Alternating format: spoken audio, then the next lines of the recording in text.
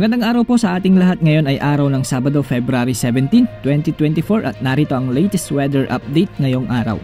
Patuloy pa rin ang pag-iral ng hanging amihan ngayong araw, ngunit nakakaapekto na lamang ito sa extreme northern Luzon, ngunit inaasang unti-unti itong mawawala ngayong araw.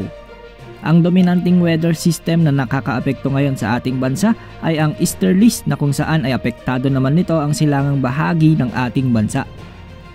Samantala, base sa ating latest satellite animation at wind outlook, wala tayong namomonitor na sama ng panahon, low pressure area o bagyo sa loob at labas ng ating Philippine Area of Responsibility hanggang sa mga susunod na araw.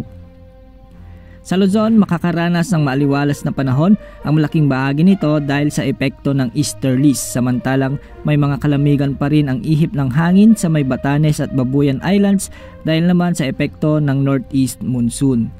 Hindi naman inaalis ang posibilidad ng mga isolated rain showers and thunderstorms lalong-lalo na sa hapon at gabi. Posible namang umabot sa 37 degrees Celsius ang heat index ngayong araw sa ilang lugar sa Luzon gaya ng Dagupan City at Tarlac. Mababa naman ang tsansa ng mga pag-ulan sa malaking bahagi ng Mindanao ngayong araw maliban sa Caraga at Davao Region na posibleng makaranas ng mga pag-ulan sa hapon at gabi dahil pa rin sa epekto ng easterlies. Posible namang umabot sa 38 degrees Celsius ang heat index sa ilang lugar sa Mindanao kaya mag-ingat sa banta ng heat stroke o dehydration. Sa Visayas, Palawan at Kalayaan Islands ay halos wala ring ulan sa araw na ito. Ngunit asahan ang mga isolated rain showers and thunderstorms sa hapon o gabi. At yan po ang latest sa lagay ng ating panahon. Ito po ang weather update ng bayan. Maasahan anumang panahon.